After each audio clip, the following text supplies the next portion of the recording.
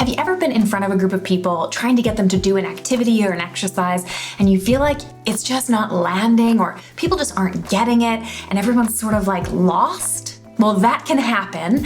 And if it has happened to you, then this video is here to help. My name is Brittni. I'm a workshop designer, facilitator, and I host events of all kinds. And my channel is all about all of those things. So if those things interest you, then I would suggest that you subscribe to this delightful, colorful, friendly, energetic channel. And it would mean the world to me. Thank you so much. Goodbye. It's the end of the video. Just kidding, it's not the end of the video. I'm gonna also tell you some valuable things, hopefully, that will be helpful. So that's why another reason you should subscribe, besides all the other things that I said. So I'm gonna share with you 4 things that you can do to improve your ability to deliver really clear instructions, okay? So no matter what you're asking people to do, these are the things you need to think about. And there are quite a few things to think about because as much as we think that just sort of like shouting at someone saying, go there, do this, is clear, it probably isn't. So these are the things that you should do instead. There are 4 of them, and I have to say the last one is my favorite, and it's like a real game changer, not only for delivering something clearly, but also for like getting the attention of people, because that's half of the battle when you're actually trying to tell someone how to do something, is that you have their attention and they're listening to you. Am I right? So pay attention for number 4 at the end. First, the formula. What is the formula to deliver a really clear set of instructions? I'll wait. Just kidding, I'm gonna tell you. All right, the formula is threefold, okay? First, you're going to tell people what you want them to do. Then you're gonna tell people why you want them to do it. And then the third thing you're gonna tell them is how they should do it, okay? Often when we're delivering instructions, we definitely include the what, and we might include the how, but we definitely often forget the why. And this can be really critical in a workshop scenario where people are, trying to do things correctly, but they're also trying to follow the process, and maybe they don't really understand why they're being asked to do this seemingly random thing. That's where the why comes in. That gains you a lot of trust, a lot of credibility, and it helps you follow the process, the entire process of your workshop or your meeting or your ideation session, okay? So let me give you an example from an exercise that I like to do where people draw themselves as a facilitator, sort of like their facilitator persona. It's a really fun exercise, but I'm gonna tell you exactly how to do that exercise, starting with what we're going to do.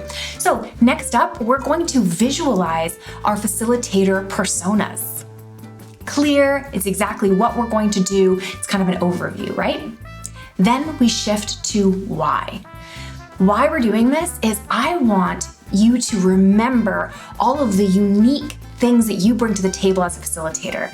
I want you to be reminded of those things so that you feel even more confident when you're walking into your workshop setting and about to facilitate your session.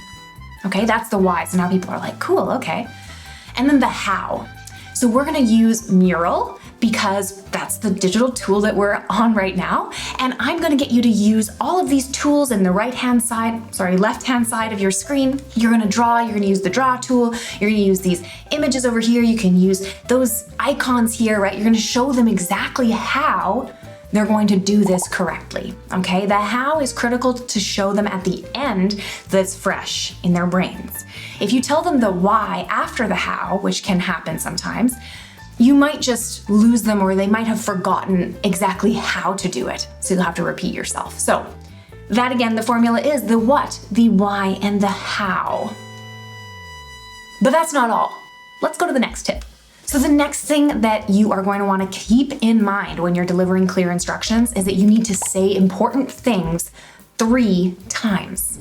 So something super important and you want people to know it, remember it, and do it, you need to say it 3 times. 3 times sounds like a lot of times to say something important to a group of people, but that's the amount of times you have to say it. See what I did there? I said that 3 times, but like kind of in different ways, but I definitely delivered the message 3 times to you, okay? This is so critical because people often retain a very small amount the first time you tell them something. As in, if you have a group of like 100 people in front of you, or let's say more realistically, you have a group of 10 people in front of you, you tell them something that's important they need to do, probably you have the attention of maybe like 3 or 4 of them, like real attention of them. Then if you say it again, you'll probably get maybe like 6 or 7 of them. And then if you say it again, you're probably gonna look at about like 90, 95%, right? Keep in mind that as a facilitator, you just need to be accustomed to and okay with repeating yourself, because after you say that message 3 times, right, like how we're gonna do it 3 times, probably someone will then raise their hand and say, I'm sorry, how are we gonna do this? Just makes me laugh as a facilitator because it happens all the time. So get ready to repeat yourself, but be prepared by already repeating yourself a few times if something is really critical to the success of the exercise. Another thing that's gonna help you capture your audience and deliver an instruction really clearly is to deliver it in various ways. So if you're standing in front of a group of people and you're explaining an exercise, you're going to want to say it, you're gonna want to write it, and you're gonna want to show it to them, okay? And I say this really specifically because some people are audible learners, some people are visual learners, right? Some people need to read something to understand exactly how to do it. So just provide all of that for your participants right at the top. So I'll explain an exercise, I'll have a slide behind me that explains every step very clearly, and then I'll also have a visual of exactly how this exercise is going to look, so people can put all of those together and understand the full picture of what I'm asking them to do. And now we've come to the last tip, my personal favorite, the one that actually is such a game changer as a facilitator. I love it so much, it's almost ridiculous. It's called insight statements, and these are basically best described as verbal highlighters. So when you're talking to a group of people, let's say you're running a full day workshop, you're talking and talking a lot. They're getting used to the sound of your voice, they're getting used to the tone, they're getting used to how you present information. So often it's easy for people to kind of tune out after a certain amount of time. Using insight statements helps you bring their attention back to you. It's really important to use these sparingly, but strategically on items that are really, really important, right? So think about that. But it's a way for you to get people's attention so that you can deliver a piece of information with everyone listening to you, okay? Insight statements can really be anything, but here are a couple of examples. The most important thing about this exercise is, the way to do this really well is, and the big idea here is, right? Finish that sentence. These are a few examples, but you can create your own insight statements that feel authentic and genuine to you, obviously. Just make sure that they're kind of using like superlative words. They're creating some importance around the thing you're about to share. If you say an insight statement like this, the most important thing about this exercise is, all of a sudden everybody's ears are like, poo boop, what'd she say? The most important thing? I wanna know the most important thing, right? So that's what they help do. They help draw the attention back to you so that what you're about to say, hopefully more people are actually listening to you at the time. Critical about insight statements is not to speak only in insight statements. If you start using them all the time, every sentence, every second sentence, people will just still tune you out and be like, gosh, she thinks everything she says is important, which of course it is.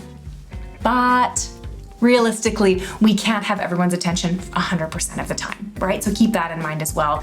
It's an impossible task, okay? So use insight statements when it makes sense. Okay, so those are my best tips on how to deliver really, really clear instructions, whether you're in a meeting, whether you're delivering information to a group of 100 people or 10 people, running a workshop, whatever it might be.